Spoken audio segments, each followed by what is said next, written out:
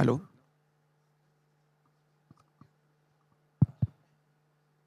Ahí sí. ¿Aló? Ahí sí. Bueno, vamos a empezar. Entonces le vamos a pedir a cada uno de nuestros invitados que presenten su experiencia y vamos a partir con Cristóbal Tello del Laboratorio de Innovación Pública de la Universidad Católica. Ahí sí. Muy buenos días.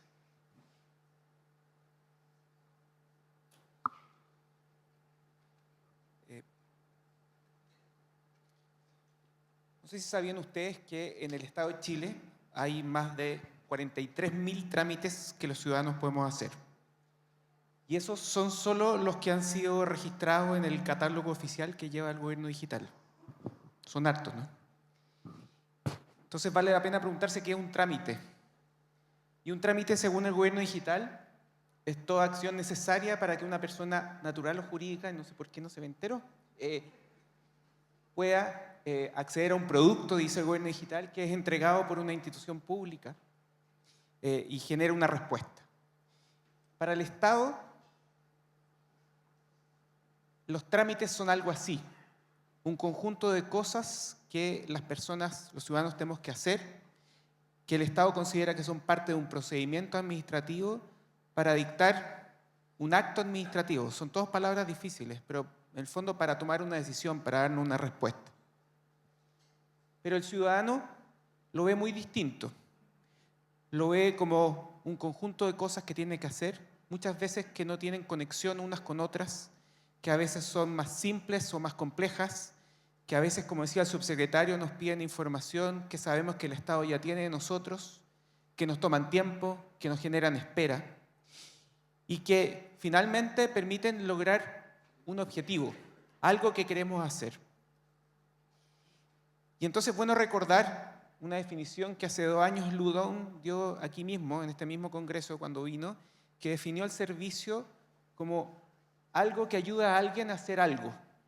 Y es una perspectiva muy distinta, porque ya no está centrado en los trámites que el Estado necesita para dar una respuesta, sino que el foco está en las personas, en los usuarios, en lo que las personas necesitamos para lograr un objetivo.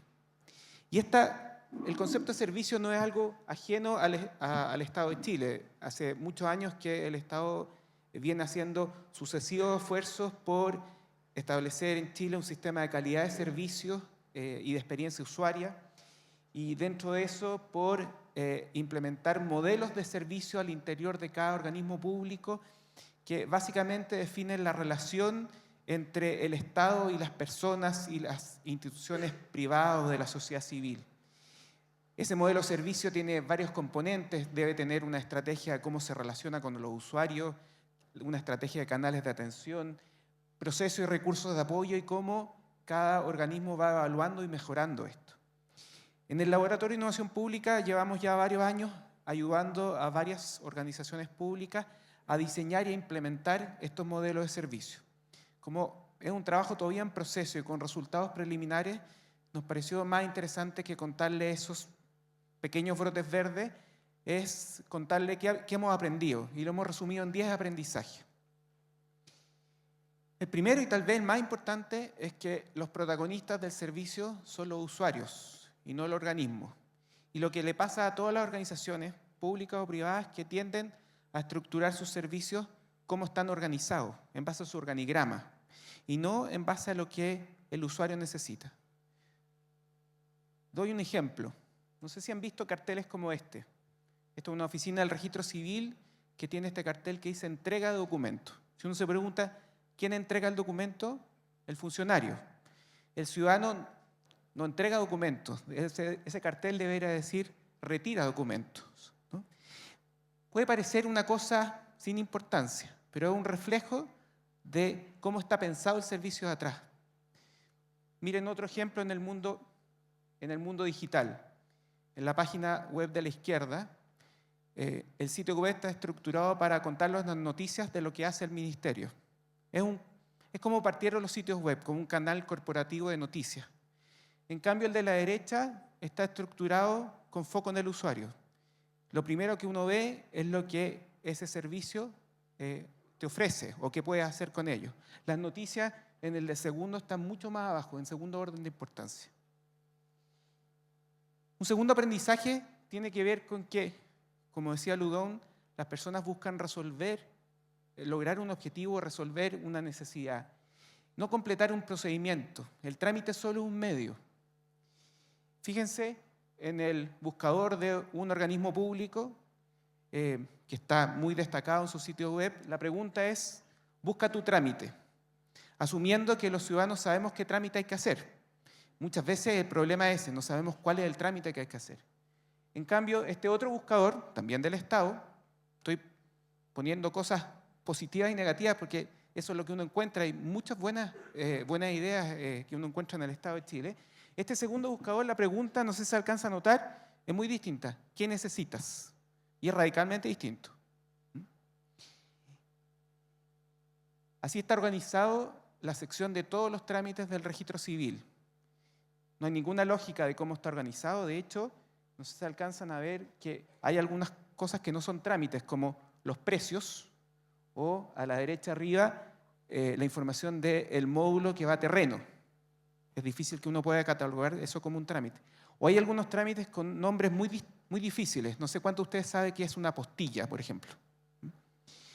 Entonces, para solucionar eso, por ejemplo, Sense, hemos estado trabajando con ellos, y en su nuevo sitio web, que están pronto a lanzar, va a incorporar lo que llaman ellos un test orientador, que es una forma sencilla de que el propio usuario diga cuál es su necesidad y ayuda entonces a que Sense le muestre la información que necesita para resolver ese objetivo. Es un cambio bien sencillo, pero que cambia toda la estructura de la interacción entre un organismo público y el ciudadano. Tercer aprendizaje. Las personas necesitamos resolver el problema completo, no parte. Y entonces cuando el Estado nos soluciona solo una parte, seguimos siendo desatendidas. Y en esto es bien interesante, por ejemplo, lo que ha empezado a incursionar Chile Atiende y que a nivel internacional se usa muchísimo, los hitos de vida o momentos de vida, que es un intento de agrupar un conjunto de información y servicios en torno a momentos cruciales de la vida de las personas. Uno de estos, por ejemplo, es cuando uno tiene un hijo o una hija. No sé cuántos ustedes han pasado, pero cuando uno es padre tiene que hacer un montón de cosas en distintos ámbitos.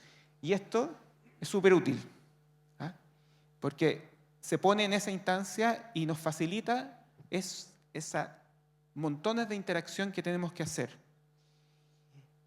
Pero uno puede ir un poco más allá. Y este cuarto aprendizaje tiene que ver, tal vez, no solo quedarse en los hitos, sino en pensar en trayectorias de vida. El subsecretario hablaba de que uno de los ejes de la nueva agenda, me pareció muy interesante, era anticiparse. Y la verdad es que el Estado se puede anticipar mucho a lo que los usuarios necesitamos porque tiene mucha información sobre nosotros. No tiene por qué ser solo reactivo.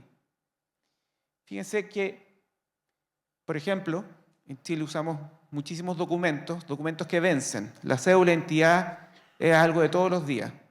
Bueno, el Estado evidentemente sabe cuándo vence la cédula de identidad. No cuesta nada que, por ejemplo, nos recordara unos meses antes que va a vencer. No cuesta nada que nos incentive a agendar una hora para renovar el documento. Eso evitaría, por ejemplo, que las oficinas se colapsaran en ciertas épocas del año y reduciría hartos costos para el ciudadano porque andar con los documentos vencidos en Chile es un problema. Pero no solo sobre un punto, podría ser sobre una trayectoria. Y esto, por ejemplo, es algo que Sense ha estado trabajando con nosotros en armar trayectorias de las personas, en este caso trayectorias laborales.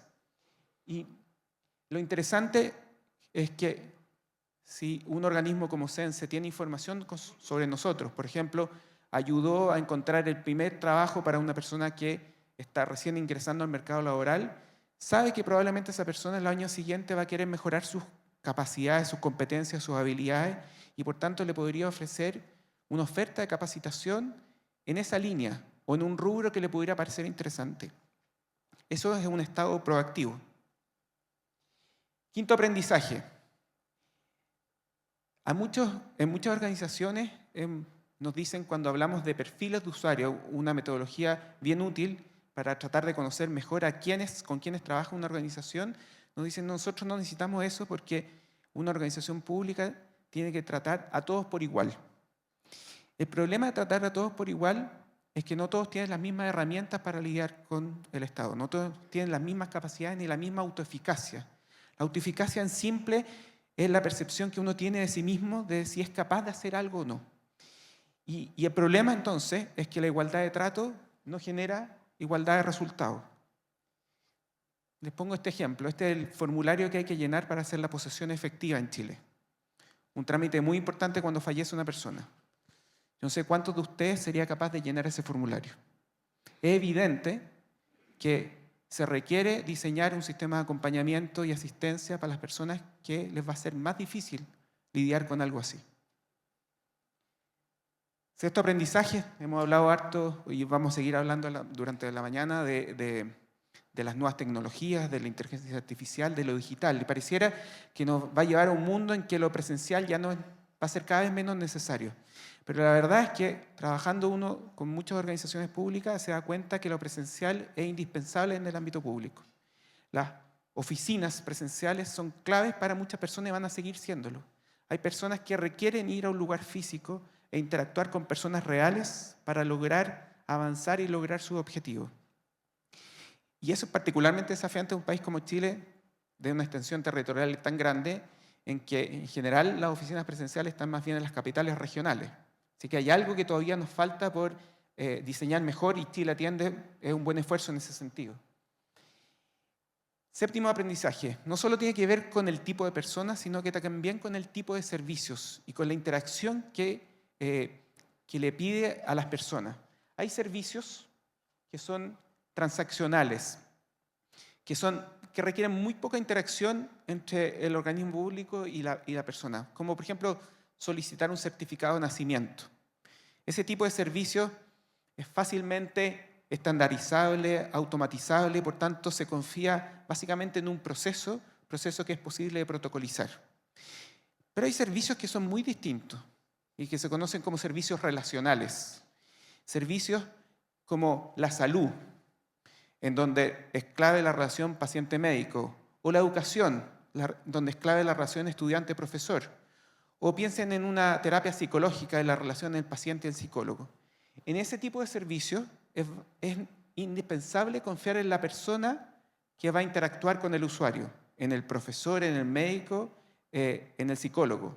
Y es necesario darle la flexibilidad necesaria para que pueda adecuar esa interacción para lograr el objetivo, sanarse, aprender, superar un trauma.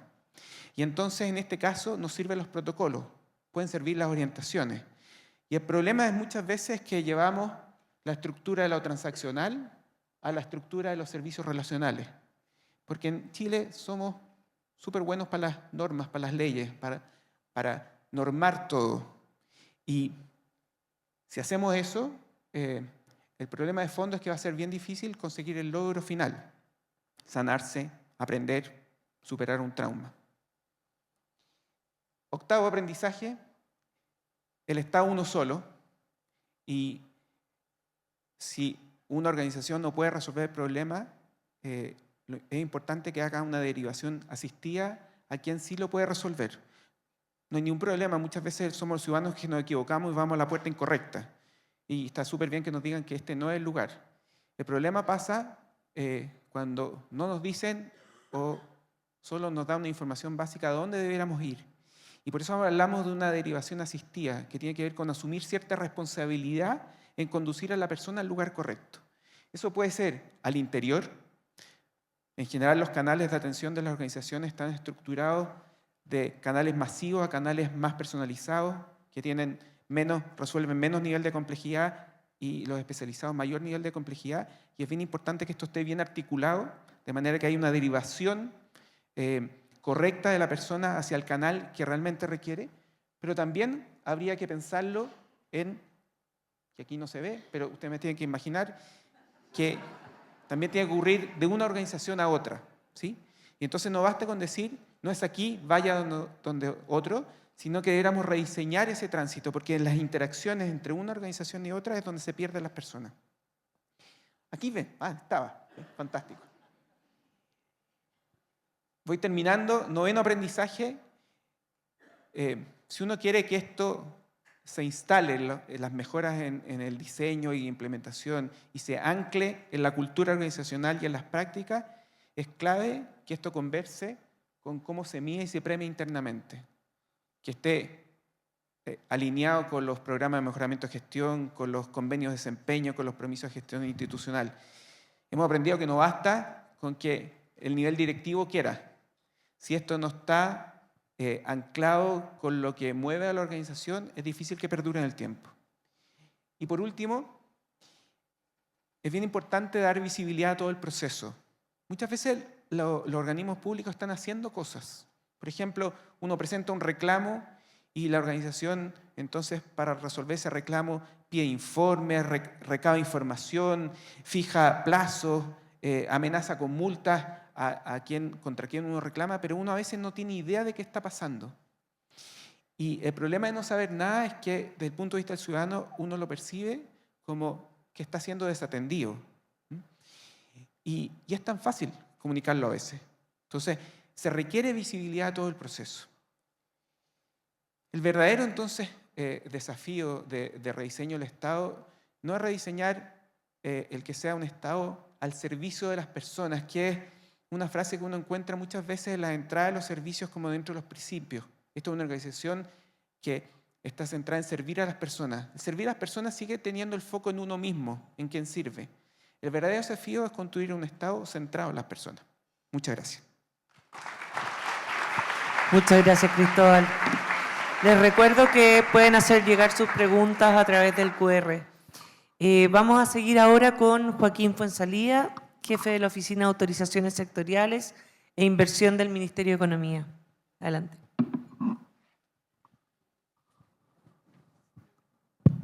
Sí.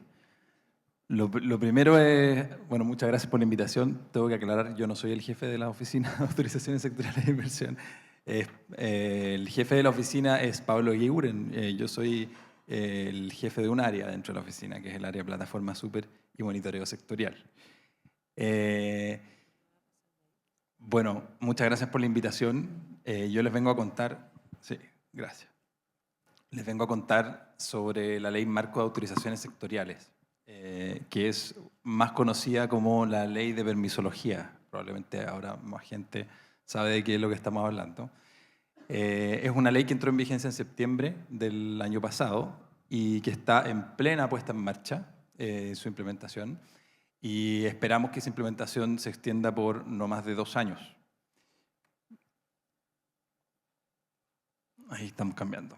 Quiero hablarles rápidamente de cuál fue el problema que nosotros conceptualizamos al momento de definir la necesidad de esta ley, el desafío que enfrentamos y la solución, para pasar, ojalá lo más rápido posible, a la estrategia de implementación, que yo creo que es donde hay más aprendizaje y cuestiones que pueden servir a otras experiencias. La definición del problema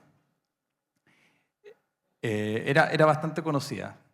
Excesivos y crecientes tiempos de tramitación en obtener permisos para el desarrollo de proyectos de inversión. Un problema que no es solo chileno, está en todos los países, pero que en el caso chileno los tiempos eran realmente excesivos y se arriesgaba la competitividad del país en comparación, sobre todo, con los países de nivel OCDE. Dependiendo del tipo de proyecto, los tiempos podían llevar desde el proyecto más pequeño, desde meses, a un total de 10 años, 11, 12 años en el caso de los proyectos más grandes. Son tiempos muy excesivos y crecientes. Y el desafío que enfrentábamos, ahí estamos, sí, el desafío que enfrentábamos era optar por el más mínimo cambio que tuviera el más alto impacto y aprovechando la ventana de oportunidad política que se tenía en ese momento. Entonces, ¿cómo acotábamos este problema? Y cómo acotábamos este problema en un contexto, en un ecosistema tan complejo, diverso, como el que estamos mirando en esta lámina, ¿cierto? Muchos sectores, es un problema multisectorial, proyectos mineros de energía, infraestructura, puertos, de pesca, inmobiliario y hasta de pymes, todos enfrentan permisos. Y los organismos que tramitan los permisos tienen también o pertenecen a disciplinas distintas del conocimiento, son muchos de ellos también sectoriales en el sentido de las disciplinas a las que se dedican. Y también existen otros organismos que son más bien transversales, que tienen que ver con el uso del suelo, como bienes nacionales, la protección de especies, la protección del bosque nativo, la protección de la salud de las personas, y que en realidad tienen una vocación más transversal y afectan también a todos los proyectos. También hay muchísimos actores, proyectos de distintos tamaños, grandes y pequeños, y un sector también industrial muy desarrollado con gremios muy distintos y actores e intereses distintos. Entonces, en este ecosistema, el sistema de permisos era desintegrado, lo sigue siendo, estamos todavía implementando la ley, y que se caracterizaba por un crecimiento inorgánico de la regulación y por un comportamiento de silos entre los organismos públicos, donde no existía o existía muy poca coordinación. Hoy. No había que llegar tan rápido para allá. Muchos spoilers. Ya, la solución entonces por la que optamos, y voy a ir un poco más rápido porque tenemos 15 minutos nomás. Vuelvo a la pregunta, ¿cierto? ¿Cómo acotamos esto? Si el ecosistema es tan grande. Y lo decía Cristian antes, la característica común son los permisos, son tipos de trámites, procedimientos administrativos. En el caso de los permisos sectoriales, un tipo de permiso que es el mismo tipo de instrumento, ¿cierto? El mismo tipo de instrumento que está dentro de las reglas del procedimiento administrativo, que es tramitado por organismos de la Administración del Estado y cuyos efectos habilitantes son similares. Lograr construir algún proyecto, hacer alguna instalación, iniciar alguna operación. Y entonces el carácter común y transversal de los permisos sectoriales era lo que acotaba el desafío. Y la solución por la que optamos fue crear un sistema integrado, gobernable, que contara con datos y generara evidencia, orientado a la estandarización, simplificación y eficiencia de los procedimientos de tramitación de permisos. Tendiente a la mejora continua. Y esto en 4 ejes: la creación de un sistema con una nueva institucionalidad, una oficina coordinadora, un comité de subsecretarios, generar instancias de coordinación entre los distintos actores del sistema, normas estandarizadas de tramitación que aplicaran a permisos que tienen características similares, solo que los tramitan distintos organismos, y por lo tanto hace todo el sentido que tengan normas y reglas comunes. Dar una válvula al sistema para disminuir la cantidad de permisos en base al riesgo, gracias a las técnicas habilitantes alternativas, declaraciones juradas o avisos, que en un ciclo de mejora continua de la regulación van a permitir ir simplificando este ecosistema de permisos y solamente que estos permisos existan solamente donde es necesario. Y una ventanilla única digital que lleve este mundo o este ecosistema de tramitación hacia el mundo digital, ¿cierto? Que permita la incorporación de nuevas tecnologías, inteligencia artificial, y que sobre todo maneje de manera centralizada datos, información, evidencia, que permita tomar buenas decisiones. La estrategia entonces que tomamos, y aquí voy a dar algunos ejemplos, fue orientada a reducir los riesgos y aumentar la probabilidad de éxito de esta medida. En primer lugar, conformar un equipo adaptable, con estructura y presupuesto para crecer y para mutar en el tiempo. Cuando uno tiene una idea que tiene que pasar por el Congreso, es un proceso bastante largo y se necesitan distintos tipos de profesionales para los distintos momentos, ¿cierto? Y esos profesionales tienen que tener la capacidad de traducir desde el diseño abstracto o el lenguaje abstracto del diseño de una política pública hacia lo más concreto en la ejecución y en la conversación con cada uno de los actores que participan del sistema. Aquí se va de nuevo este puntero. En segundo lugar, construir relaciones de confianza con los distintos actores e involucrarlos en el proceso, a los actores claves, desde lo más temprano posible. En esta línea de tiempo vemos las distintas fases de implementación de esta política pública, desde el diagnóstico hasta la evaluación y ajustes, que está comenzando, ¿cierto?, con la implementación y con la puesta en marcha. Estamos hoy día en la parte morada de implementación, y parte de lo que hicimos fue incorporar desde el principio a los servicios públicos, a los usuarios, a sus representantes, darles a conocer la solución y dárselas a conocer incluso cuando no estuviera todavía terminada, cuando no tuviéramos todavía tan claro qué es lo que queríamos hacer. Fuimos testeando con ellos soluciones, fuimos incorporándolos en el diseño y comprometiéndolos con la solución. Y aquí hay un ejemplo de distintas instancias de participación en las que los distintos actores en todas las fases fueron participando. También hicimos parte de la opinión pública. Fuimos comunicando públicamente todo lo que hacíamos y de esa manera también testeando las soluciones. Muy importante para aprovechar la ventana de oportunidad, ¿cierto? Poder sumar voluntades rápidamente para romper la inercia. Es muy difícil lograr empujar una política pública grande que requiera un cambio legal y que tenga tantos actores, porque en general las personas somos conservadoras y les tenemos susto al cambio. Por lo tanto, tuvimos que generar un contexto propicio. Existían variables que nos permitían pensar en un contexto propicio, ¿cierto? Un contexto económico que demandaba soluciones por la baja productividad de la inversión, un diagnóstico técnico que era transversal, políticamente transversal sobre el problema de los permisos y también internacionalmente. Teníamos la presión en ese momento de la oposición y los gremios con un frame bastante claro que era la permisología, ¿cierto? Que se instaló. Aprovechamos también ese empuje. Y teníamos en ese momento un gobierno que no tenía mayoría en el Congreso y necesitaba agenda en este ámbito. Entonces, las condiciones estaban, había que generar el caso, construirlo. Y para eso la estrategia comunicacional tenía que ser simple y apelar a conceptos conocidos. Y aquí a la derecha de la pantalla pueden ver varios de ellos. Agilizar, simplificar, estandarizar, trámites. Veníamos de la pandemia, ¿cierto? Hablar de trazabilidad, una palabra rara. Sí calaba en las personas, sí se entendía qué es lo que era. Certeza jurídica, etc.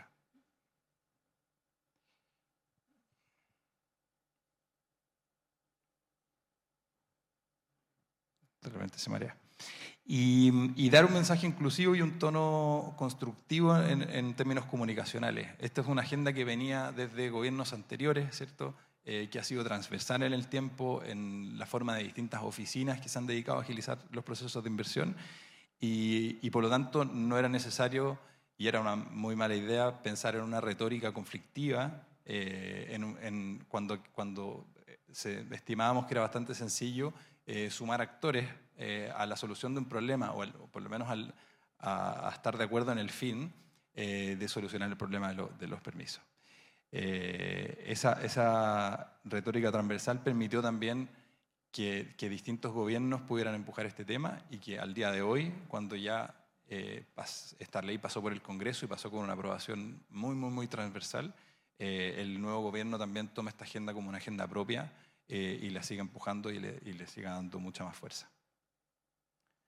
Por último, comunicamos también públicamente la medida del éxito. Y con qué indicador se debía medir. Aquí el objetivo era reducir los tiempos de tramitación y nos pusimos una meta, esa meta fue pública y es la meta que hoy día se exige que esta ley cumpla. Un par de aprendizajes y dificultades. Diseñar una implementación gradual con ciclos de piloteo, testeo y corrección es muy difícil normalmente y normalmente choca con la ambición de las autoridades y la urgencia por materializar soluciones. Por lo tanto, algo que nosotros aprendimos y que también propiciamos fue adelantar los piloteos, adelantar las marchas blancas en todo lo posible. Cuando esto no era ley todavía, nosotros ya estábamos testeando soluciones, estábamos en una versión precaria de la oficina que llegaría a transformarse en la OASI con esta ley y por lo tanto conocíamos el funcionamiento de esa oficina dentro del Estado. Empujamos junto con socios como la del MIMBO, aquí está Danilo, ciertas soluciones que nosotros íbamos a empujar con la ley hacia múltiples sectores y ya se estaban algunas empujando desde el sector urbanismo y construcciones como las declaraciones juradas y son hoy día el primer gran piloto del instrumento técnica habilitante alternativa o declaración jurada que sirve de aprendizaje para las siguientes que van gradualmente implementándose y que esta oficina está empujando. Y por último, la plataforma digital Super. Venía una plataforma que es la base sobre la cual se va a construir la ventanilla única, creada desde el año 2019, año a año, aprendiendo, generando datos, incorporando nuevos servicios públicos, y por lo tanto aquí no se partió desde cero, se testeó, se aprovechó el tiempo previo al poco tiempo de implementación que dejó la ley, por la ambición que ya contábamos, en testear las medidas con anticipación. Voy a saltar esto. Y por último, muy importante también diseñar válvulas para tener cierto grado de control sobre el ritmo de implementación.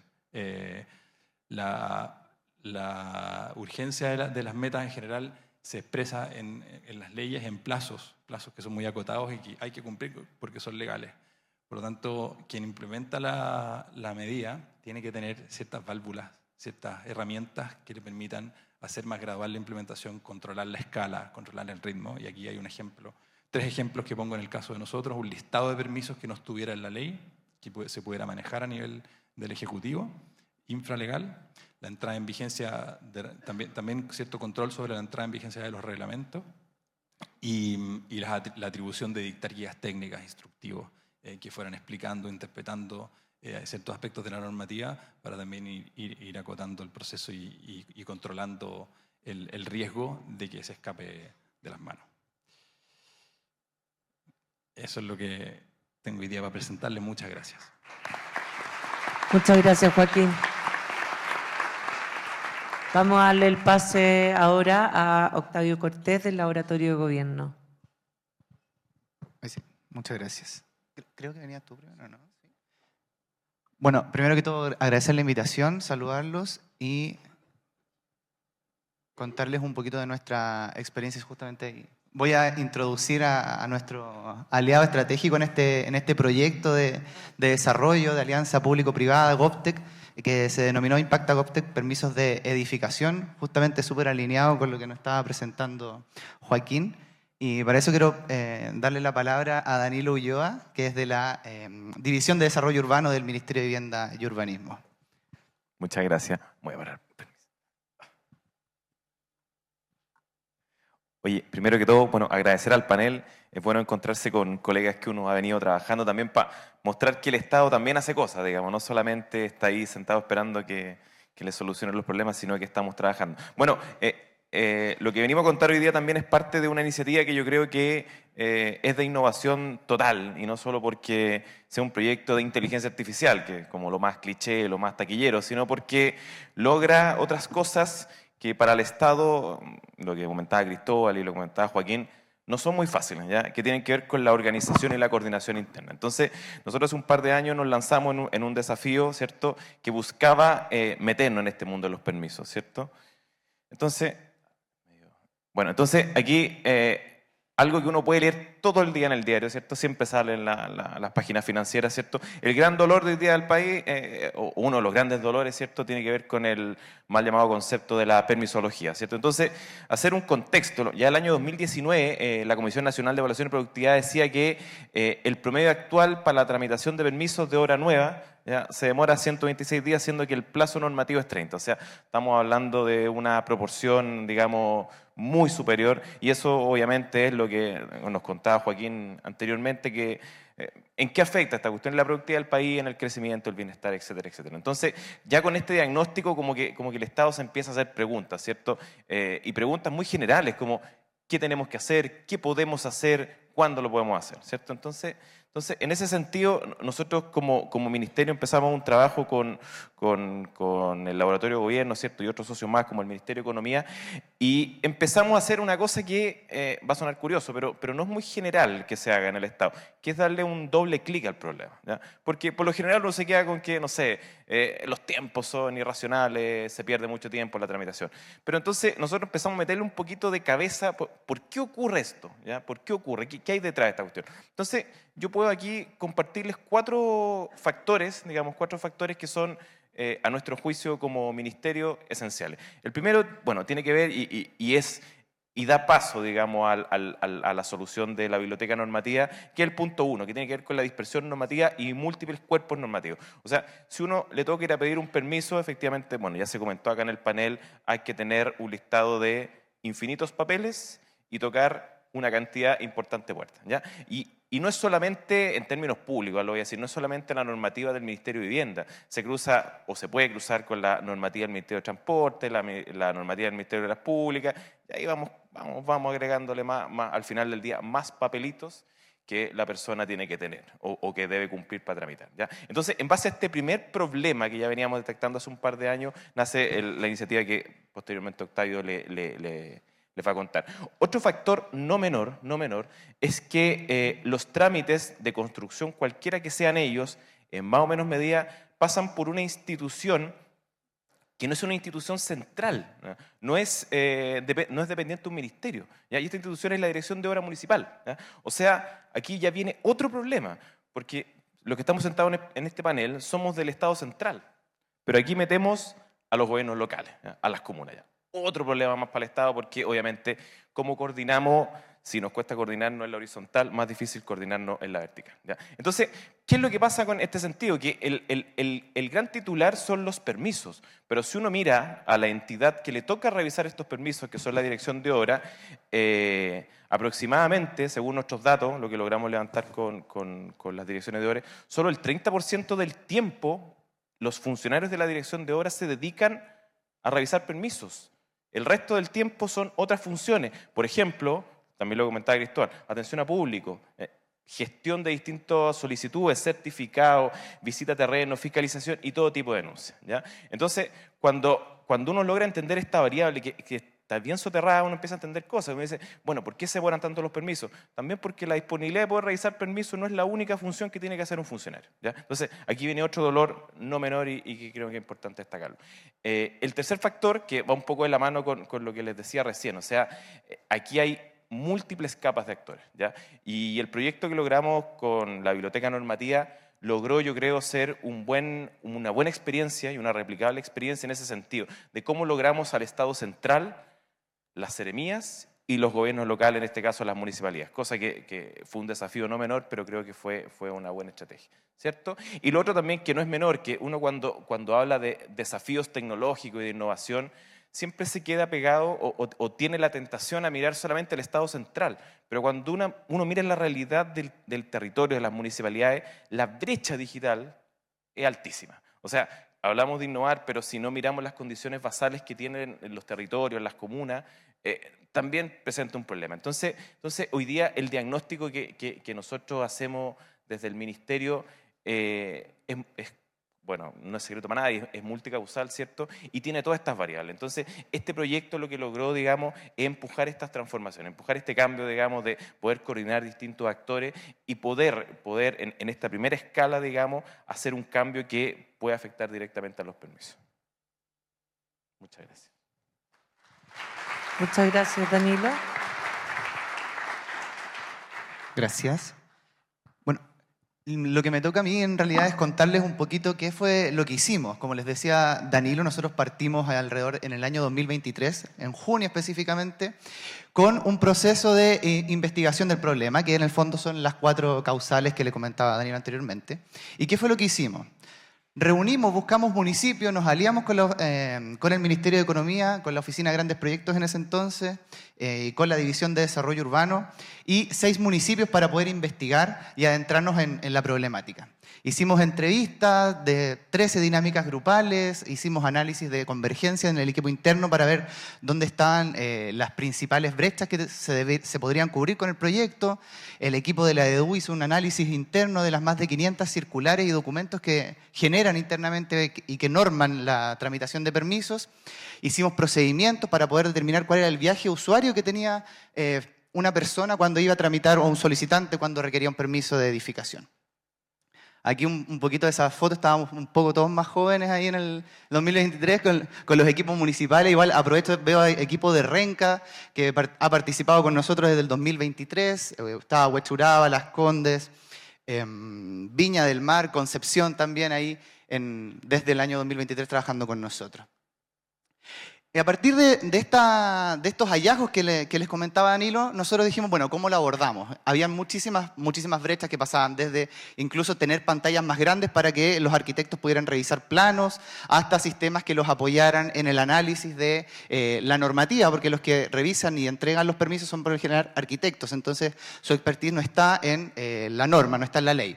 Entonces nosotros planteamos un desafío de innovación, que es en el fondo cómo podría un sistema basado en inteligencia artificial apoyar a las direcciones de obras en el análisis y aprobación de la normativa vigente para poder optimizar así la tramitación de permisos. Y ahí nos aliamos con el Banco Interamericano de Desarrollo y también junto a la Secretaría de Modernización del Estado, nuestros primos dentro de la Coordinación de Modernización del Estado, para poder lanzar este desafío al mercado. ¿Y cómo lo hicimos? Como una experiencia GovTech en el fondo, y también para poder tener insumos para la implementación de la compra pública de innovación. Nosotros, ¿cómo partimos entonces estructurando esta convocatoria abierta al mercado en una lógica de embudo, donde recibimos alrededor de 50 postulaciones a nuestro desafío de distintas startups, empresas, universidades, que tenían respuestas a este proceso. Entonces nosotros lanzamos la convocatoria en marzo, revisamos 38 postulaciones admisibles, luego desarrollamos todo un proceso de primer filtro ahí donde estuvimos encerrados alrededor de 3 días más o menos revisando cada una de las postulaciones para poder al final seleccionar 10 equipos que participaron de una primera prueba de conceptos frente a un jurado interdisciplinar y de los distintos actores que estaban involucrados en la convocatoria. Desarrollamos este primer demo y luego pasamos entonces a una etapa de incubación, donde ya empezamos, ¿cierto?, a poner a prueba un poco con mayor detalle y a desarrollar lo que nos estaban proponiendo. Y ahí teníamos a 3 equipos, 2 startups y una universidad. Teníamos a Glimpses y MT2, que eran las empresas que estaban participando, y también a la Universidad de los Andes. Siguiendo esta lógica, bueno, desarrollamos también dentro de esta etapa de incubación distintas acciones para poder testear e ir probando las soluciones y que los equipos fueran afinándola de acuerdo a las necesidades que tenían los equipos municipales. Luego pasamos a 2 equipos que al final se enfrentaron, ¿cierto?, en el desarrollo y validación del prototipo, también con distintas sesiones de alineamiento con los equipos de la División de Desarrollo Urbano, con los equipos de arquitectura, de tecnología del Ministerio de Vivienda, y también con cada uno de los equipos municipales.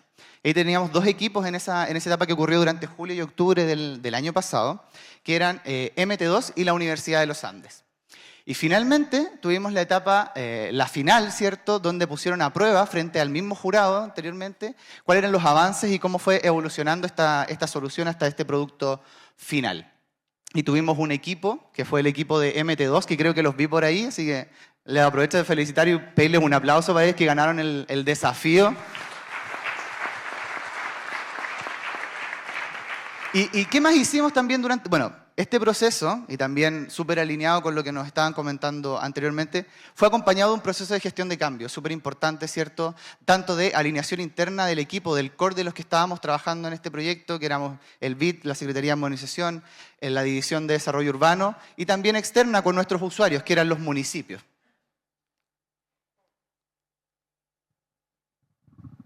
Aquí también un registro, hicimos distintas actividades, ¿cierto?, presenciales, virtuales, tanto de alineamiento, de prueba de las soluciones. Y ahí una foto de la final también. Un poquito más en detalle, estuvimos trabajando en este proceso más de 100 personas, tanto del MIMBU, las seremías, los municipios, del BID, de Economía, como les decía, la Secretaría de Modernización, la Secretaría de Gobierno Digital, la Biblioteca del Congreso, la Iniciativa Construye 2025, Corfo, las empresas participantes. Hicimos, como les contaba, recibimos 50 postulaciones, hicimos charlas con los equipos, con las asociadas a normativa. No le gustó, parece. Pero, bueno, ahí estaba volviendo.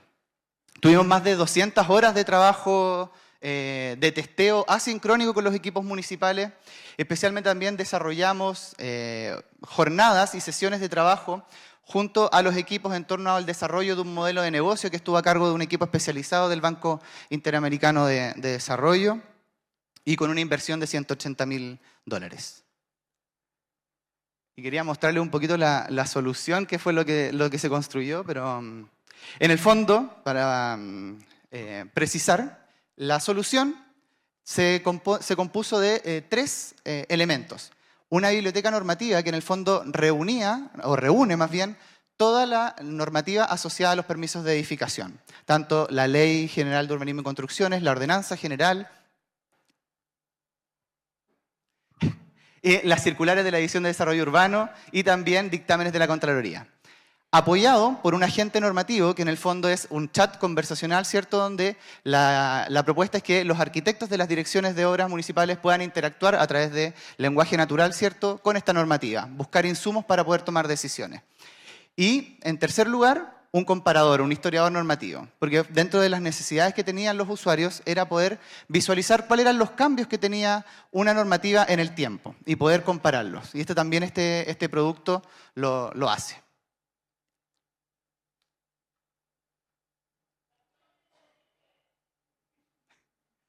Bueno, y yo para finalizar también quería contarles quiénes se han ido sumando, cuáles han sido los equipos municipales que han estado apoyando este proceso. Yo les conté que partimos con 6 equipos. Al finalizar el pilotaje ya teníamos 2 equipos municipales que estaban probando y que están probando la solución. Son los equipos de Las Condes, Renca, Maipú, Viña del Mar, Lo Barnechea, Temuco, Taltal, Cerro Navia, Tiltil, Lo Espejo, Santo Domingo, Pedro Aguirre Cerda. Esos son los equipos que nos han estado apoyando y también agradecerles y pedirles un aplauso para ellos.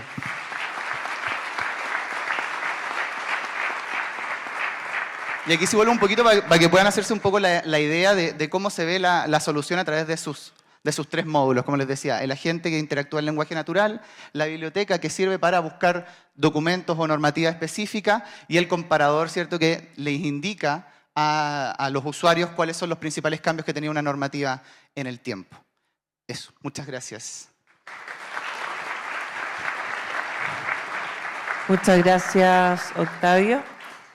Bueno, nos han ido llegando algunas preguntas, así que voy a hacer una pregunta general a todos, a ver si que me parece interesante. ¿Cómo pueden las innovaciones públicas mantenerse en el tiempo y trascender los cambios de gobierno, especialmente cuando las prioridades políticas cambian y existe el riesgo de perder de vista las necesidades reales de la ciudadanía?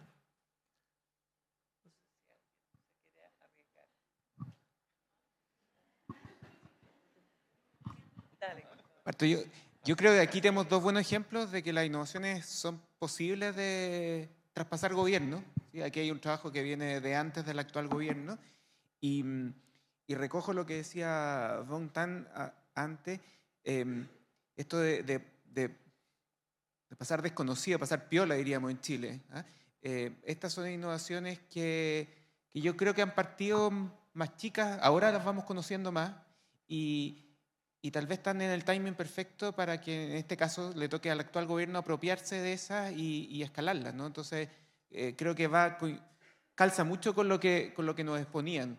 O sea, toda la etapa previa de diseño y testeo fue sin tanto espectáculo, ¿sí? Más puerta adentro, y ahora que ya empezamos a ver resultados, tal vez es el minuto correcto de difundirla y tiene más posibilidad de perdurar. Sí, justamente complementando, y tiene que ver con poder demostrar victorias rápidas a lo largo del proceso. Yo les mostraba una plataforma que tiene 3 módulos, pero al principio partió simplemente como un acceso fácil a documentos. Y a partir del proceso de testeo y evolución junto con las personas usuarias, se fue apalancando y desarrollando finalmente esta solución. Y tiene que ver con eso, en el fondo, cómo la vamos complementando, la vamos implementando y se va haciendo transversal a través de los distintos equipos. Yo creo que ese es un factor importante.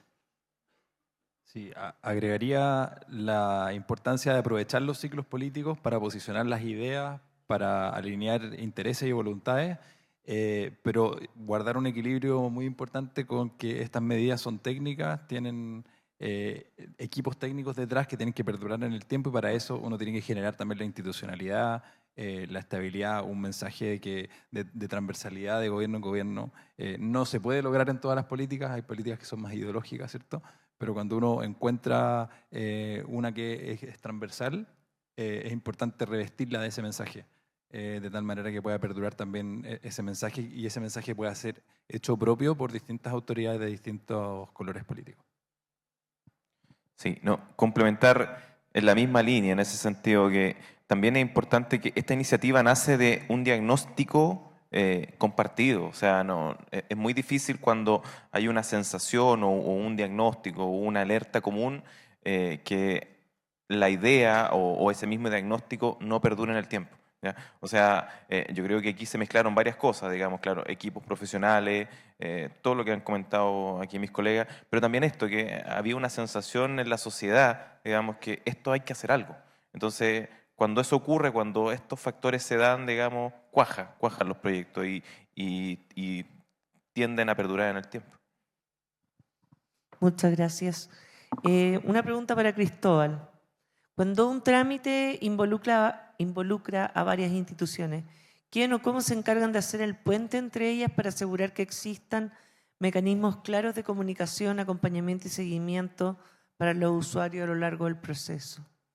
Eso no existe y es algo en que tenemos que trabajar. Es decir, por ejemplo, hay organizaciones públicas que no tienen oficina en regiones, entonces la única oficina disponible es Chile Atiende.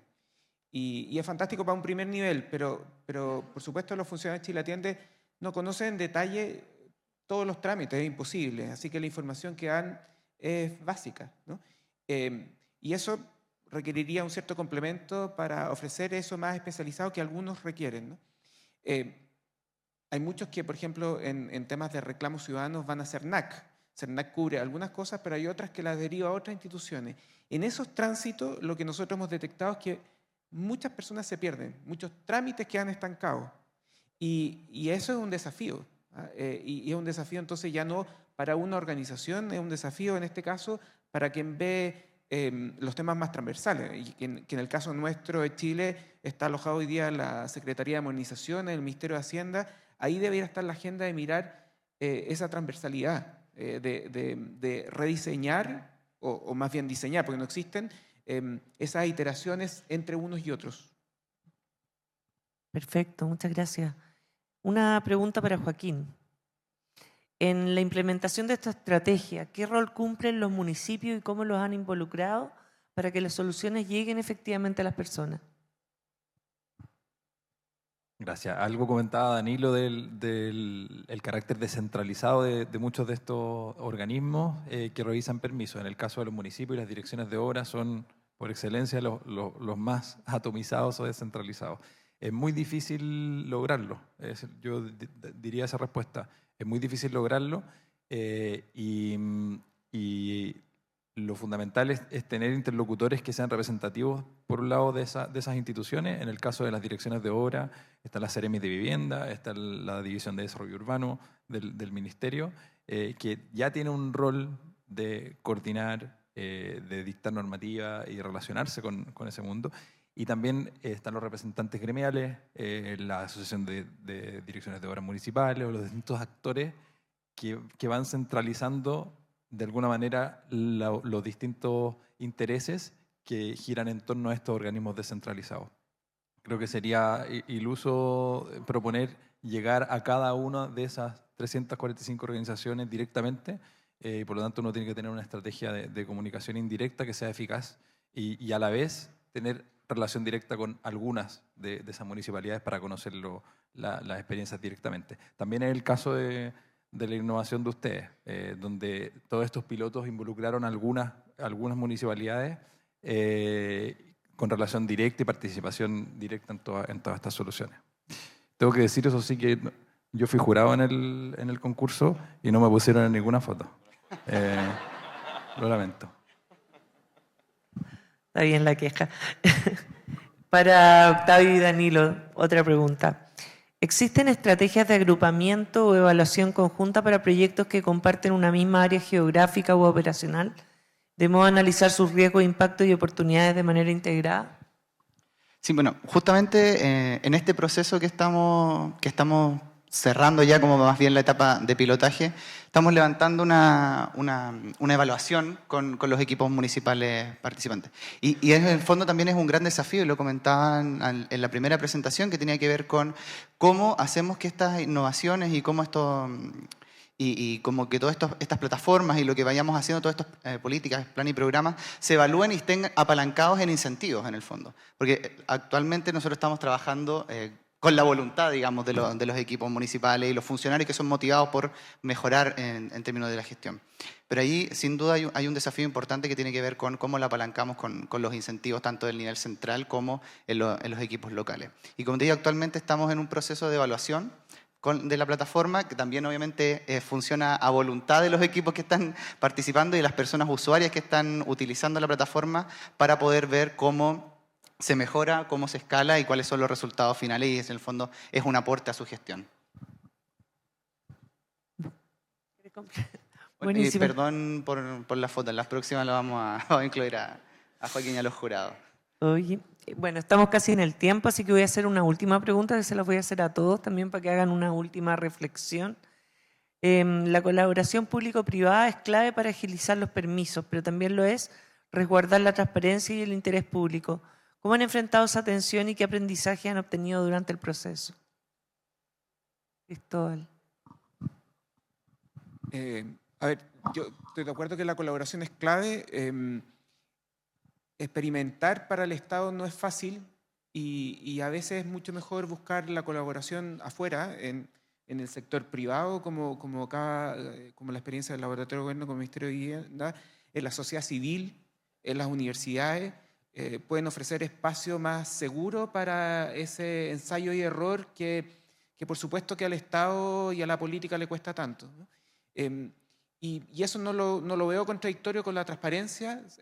O sea, se puede ocupar mecanismos como concursables, como el que nos mostraban, donde haya muchos interesados que puedan hacer eso, o colaboraciones que no necesariamente involucran traspasos financieros del Estado a otros, porque hay muchas instituciones que quieren colaborar, pero yo creo que es esencial para que avancemos en innovación, porque el Estado solo probablemente no va a llegar tan lejos como colaborando con otros.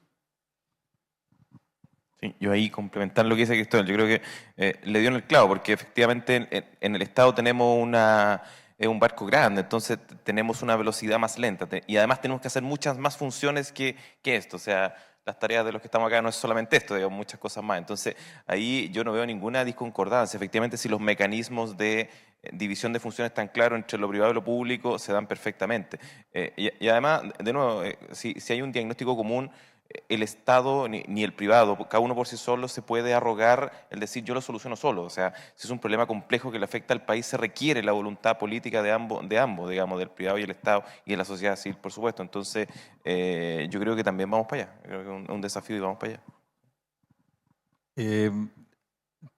Agregaría un ejemplo. Junto con el BID y CENIA, nosotros estamos empujando, junto con la Subsecretaría para las Fuerzas Armadas, empujando un piloto de implementación de inteligencia artificial en la etapa de los exámenes de admisibilidad de las concesiones marítimas, un trámite que es archiconocido como de los más largos, demora años, sobre todo en las concesiones mayores. Lograr empujar ese piloto ha tomado unos poquitos meses, y eso tiene que ver con que existe colaboración público-privada. Eso se empuja desde el sector público, se empuja también desde el sector privado, y en la medida que la relación entre instituciones sea permanente, eso se facilita, se bajan las barreras de desconfianza y las asimetrías de información, y ese trabajo puede fluir. No creo que sea contradictorio con que esto sea público. Evidentemente tienen que existir ambientes propicios para realizar pilotos, ensayos y error, pero en estos casos no hay absolutamente nada que esconder, y el hecho de que sean públicos también facilita que se empujen por la ciudadanía y la opinión pública, la academia, etc. Bien breve para complementar igual. Nosotros cuando hicimos el diseño del desafío, hicimos una consulta al mercado. Tuvimos 4 respuestas solamente del RFI que levantamos junto al mismo. Y igual eso nos desmotivó un poquito al principio, porque nosotros pensamos, bueno, no hay interés en poder resolver este desafío. Sin embargo, lo empujamos y cuando levantamos la convocatoria tuvimos 50 postulaciones. O sea, sí hay un interés del sector privado, de la academia, de la sociedad civil, de participar y aportar al sector público. Yo creo que esas son las instancias que se tienen que seguir potenciando, incentivando, y también que la colaboración público-privada es un mecanismo efectivo para poder dar solución a los problemas públicos. Eso. Bueno, muchas gracias. Muchas gracias a todos los que participaron. Vamos a cerrar con esto este primer bloque de la mañana y los invitamos ahora a un coffee break y a recorrer los pósters seleccionados que se exponen en la plaza principal. También les recordamos que a las 11:45 van a comenzar los paneles simultáneos a los que se inscribieron previamente y en sus credenciales pueden ver qué sala les corresponde o pueden preguntar a cualquiera de las personas del equipo. Nos reencontramos en este salón a la 1 para la última etapa de esta jornada. Muchas gracias.